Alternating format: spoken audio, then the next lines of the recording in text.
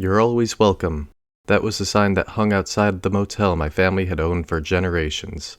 A relic from the heyday of Route 66, nestled among large pines just off a two-lane mountain road.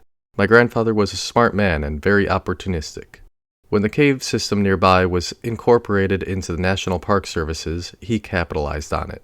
He built the motel and shortly after our home right next to it. As tourism expanded, so did the motel, one room at a time. Eventually, our old living room was converted into the offices and the back door behind the lobby desk led directly into our kitchen. Eventually, our home and the motel were one and the same, and this is where I grew up. My grandfather passed down the business to my father when my sister and I were born. My father had also grown up in this isolated motel, so my mother always said he was hesitant to force the same fate on us. When my grandfather died suddenly, though, it was less of a choice and more of fate forcing itself on him. I have memories of my father talking about selling it, but that seemed to fade as we settled in as a family. Things seemed to go well for us, for a while at least. I remember this part of my childhood fondly. We lived in a place that seemed to be only described in fantasy books. My sister and I would play in the woods and wander down to the caves where we enjoyed free admission just for being cute kids, and the only locals for miles around. These were the good times. Unfortunately, shortly after my older sister's 9th birthday, she began to get sick. The doctors in the city wanted to see her often, and it wasn't easy for my parents to get down the mountain in our old truck. She was diagnosed with a rare form of leukemia a week before her 10th birthday. I don't remember her death, but I remember the weeks leading up to it. When the doctors informed them that there was nothing more that could be done, my parents insisted on bringing her back up to us, to the motel. They set up some machines and other medical stuff in her room to help ease the pain. I wasn't there when she died. My parents, for whatever reason, had sent me to my aunt's. Looking back now, I understand why. When I returned, though, my sister was gone. My mother didn't take her death well. My sister's room was cleaned of any trace that she once lived there, and I wasn't allowed to say her name. Every day there seemed to be less and less evidence that she had ever even lived there. Eventually my mother went so far as to remove any photo we had of her from the house. By the time I was a teenager, there truly was no trace left of her existence. I hate to admit it, but my memory of her face had even gone. But I remembered what she smelled like. Soft lavender.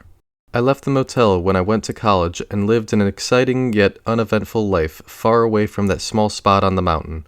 But as my parents grew older, they needed more help, and I felt myself drawn back into that old mountain motel. I helped them for a good part of 12 years, slowly taking on more and more of the responsibilities until I almost ran the place by myself. They still insisted on certain tasks, odd things that they weren't ready to give up. The strangest involves what I've come to call the family. My memories of them stretch back to my earliest memories of the motel. They always stuck out because my parents seemed to treat them differently. For as long as I can remember, they had always visited us every 4 years, almost to the day.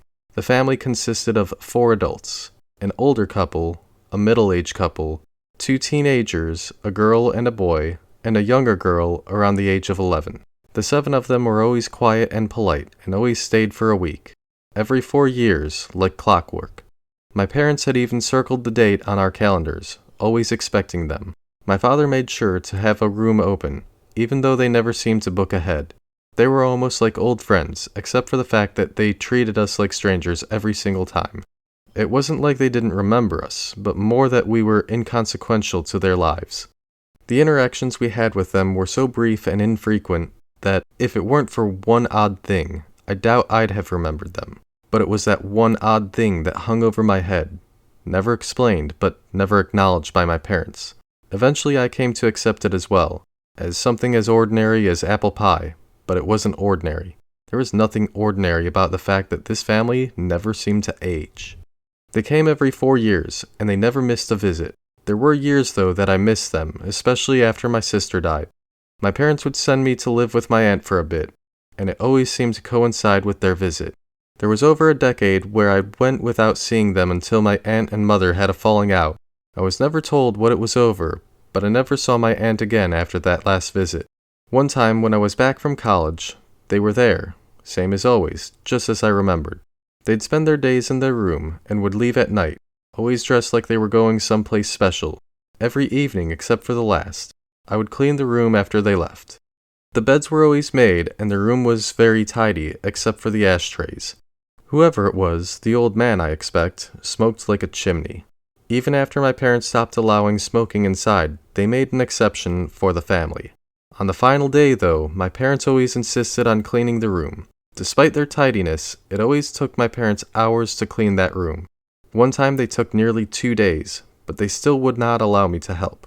On the family's last visit while my parents were alive, I had to help my father carry carpet into the room. We had spare rolls of carpet saved in case we ever had to fix a cigarette burn or a particularly nasty stain. We usually only needed a few inches or a foot at a time. The family's room, however, had the carpet replaced more times than I could count. On this last time, my father was tired and struggled with the work. I could tell my mother didn't want me to help, but they had no choice. They had already pulled up the old carpet before I was allowed in, but I still noticed it. Deep brown stains in the wood beneath the carpet just outside the bathroom. My mother was still scrubbing when I carried in the replacement roll. "Is that blood?" I asked, pointing at the frothy pink foam beneath my mother's brush. She shot my father a look of anger. "They're hunters," he said with a dismissive wave of his hand. The dark-stained ring that always seemed to exist in the bathtub of this room suddenly started to make sense. "This is a lot of blood," I said, hoping for more answers. "It was probably a big animal," my father replied, annoyed. It made no sense to slaughter an animal in a motel bathroom, but I realized that I wouldn't be getting any more answers from my father. I let it be. I figured I'd ask him again in 4 years. I didn't get a chance though, as both of my parents passed within months of each other. I'd like to say they died peacefully at home, same as my sister, but they did not. My father had a heart attack, and while he was in the hospital, my mother had a stroke. My father died shortly after, but my mother seemed to hold on for longer than anybody thought possible. She was waiting for something, but she never revealed what it was. She died in her sleep with an immense look of sadness on her face. As was expected, they left the motel to me. The lawyer explained that the will was very brief and uncomplicated. My parents had no money saved, and the motel was their only asset, so I was given everything. They did leave me something else, though, in addition to the burden of a family business. They left 3 envelopes with very specific instructions on when to open them. The first one was to be opened when I took over ownership of the motel. The second was to be opened in case of an emergency, namely a financial one. The third was to be opened by my aunt in case I passed away. The letter within the first envelope was brief and to the point. It explained that my parents had a long-standing agreement with the family, and it was best not to question it. They mentioned the blood, but told me to ignore it and just make sure there was no trace left after they checked out. It was very explicit that I not ask questions, and that if anybody outside of them were to ask about the family, I was to deny everything. In something I found funny and not surprising, the family's odd trait of seemingly never aging wasn't mentioned in the letter. After reading it twice, I stored the letter in the cash drawer and forgot about it. Shortly after my mother passed, the family arrived. The 7 of them piled out of the same old station wagon and walked together to my office. Without my parents insisting on doing it themselves, this was the first time I had actually checked the family in. The old man greeted me as if he knew me. He didn't ask about my parents, and in an odd way, he spoke to me as if I had always been the one to check them in. All but the little girl seemed to watch me without expression. The little girl, however, broke away from the group and stepped around the desk and knocked on the door leading to our kitchen. None of the family reacted in any way to her actions. "Can I help you?" I asked her. "Is she in there?" she asked, almost emotionless. "It's just me now. My parents passed a few months back," I explained as I grabbed the room key. The older man took the key without acknowledgement of the fact that my parents were dead, but the little girl broke down. She began to sob and yell for her mother, but instead, one of the teenagers took her by the arm and pulled her along as they left together. Her sad eyes met mine, and for a moment I felt an unspoken grief between us over my parents' absence. I realized it was the first time that anybody outside of myself had shown any reaction to their loss. It felt good. It made me feel less alone in this isolated little motel. I watched as the family dragged the little girl back to their room to unpack and settle in. I remembered then how my mother used to treat this little girl. She always seemed to dote on her when they would visit. After my sister's death, my mother was less than affectionate, especially to children that weren't her own. Except, that is, for this little girl that came around every 4 years. Their stay was uneventful, and after that night, even the little girl all but ignored my presence. They left at night and returned before morning, usually without notice. Their rooms, again, were always tidy, except for the cigarettes. Before they checked out, I read the letter from the first envelope one more time. It had also mentioned that at checkout, they would pay cash and leave behind a small paper package sealed with twine. The note instructed me to never open the parcel, but instead put it in a safe that I had no idea existed before reading the letter. The safe itself was filled with more small paper bundles tied with twine. I did as the letter instructed. Sure enough, after their final night, there was blood. It wasn't a lot of blood, but enough to cause concern. The bathtub had been filled with it and then drained, leaving behind a crimson film ring around it. The tiled floors were sticky, and the carpet had soaked in whatever bled out of the bathroom. I replaced the carpet as my father had showed me and scrubbed the bathroom until there was no trace left.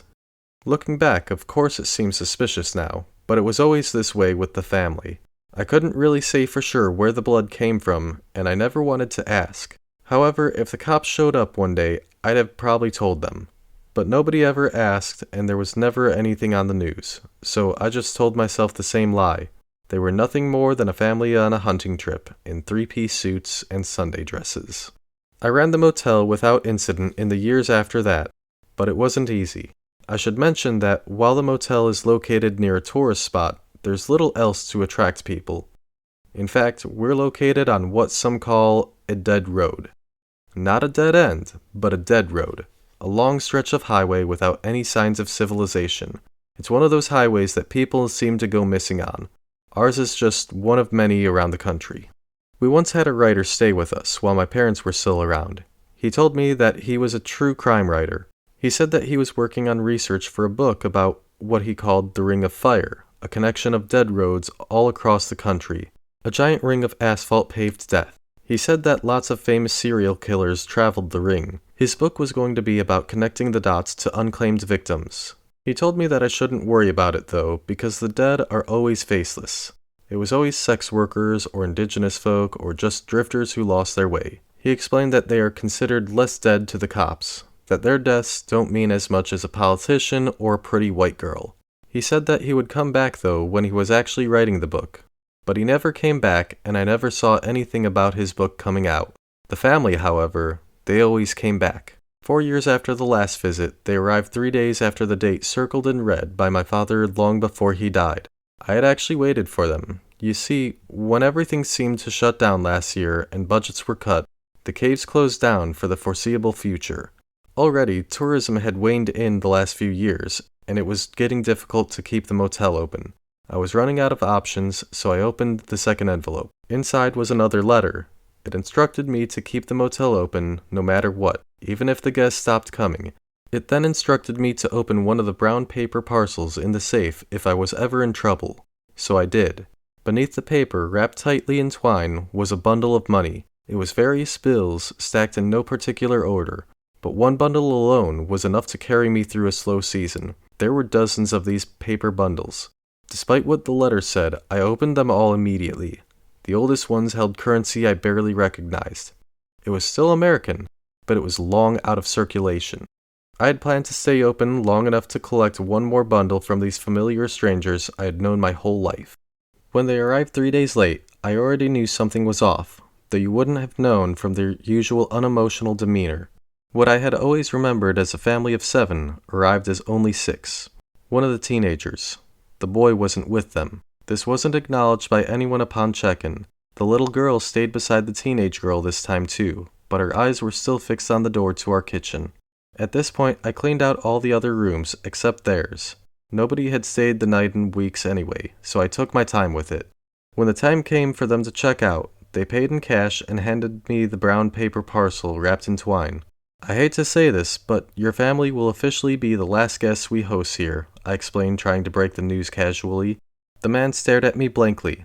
The little girl looked up at the teenager, but the teenage girl didn't react. The man didn't seem upset, nor happy about it. As always, he was emotionless. Okay, he said with a fake smile, and with that he turned to leave. The family followed after him, but the little girl pulled away from the teenager. She stood there staring at me for a very long time. You better hurry, I said, pointing at her family, trying to break the awkwardness. Do you not remember me? She asked. Of course I do. You never change, I replied. I could see the old man out in the parking lot as he packed up the old station wagon. I saw him notice the little girl's absence. Without any urgency, he put down the bag and came to retrieve the little girl. As he approached the office door, the little girl stepped closer to the desk. "If you aren't here when we return, they'll leave me. They'll put me back in the caves and never return," she whispered. "What do you mean?" I asked, my mind racing. "I'm too young. I should never have been turned." Her words were cut off by the opening of the door. The old man stood in the doorway, his gaze fixed on the little girl. Neither of them exchanged words. The little girl left, but not before giving me one more pleading glance. Once they left, I waited to clean the room. I counted the bundle of cash left in the paper parcel. It was enough to carry me 2 seasons, but more so, along with the rest, it was enough to start a new life. I opened a bottle of wine and drank half before even grabbing the cleaning supplies. I knew what kind of mess awaited me in that bathroom. At least this time, I wouldn't have to replace the carpet. When I finally made it to the old room, it was morning. I opened the door, and the rising sun cast a light across the neatly made beds and overstuffed ashtray. As I walked towards the bathroom, something on the bed caught my eye. Laid neatly on one of the seemingly unused pillows was a photograph. I put down my cleaning supplies and picked up the photo. It was torn on one side, so it was only half of the picture. It shouldn't have been shocking, but it did catch me off guard. It was a photo of the young girl, and she was holding hands with another young girl. Me. It made sense, since I'm sure we'd known each other our whole lives. There was nothing unusual about me except for how happy I looked. Her, on the other hand, seemed somehow different. It took me a moment to register what was off about her. But when I did, I gasped. She was younger. Not much younger than she appeared now, but younger than I had seen her in decades. The photo itself was taken here at the motel, just outside of the office. I had recognized the background, not only because it was a familiar space, but because I had seen this photo somewhere before. It clicked. I abandoned the cleaning and ran back to the office with the photo in hand. Hung above the fireplace in the office, just across from the desk, was a collection of photos my mother had curated over the years. It was mostly my parents and I, but there were also some snapshots of famous guests or old regulars. I ran my fingers over the torn edge of the photo of myself and the little girl, and I remembered one specific photo that hung over the fireplace. It was small and odd-shaped, but it was my mother's favorite because of how happy my father and her looked. It was just the two of them standing outside the office, smiling. It was taken in the same spot as the one of me and the little girl. I ripped the photo of my parents off the wall and broke the frame, too impatient to be delicate. I pulled the small, odd-shaped photo from the frame and confirmed my suspicion. It was torn. I held the photo of my parents up with the photo of the little girl and myself.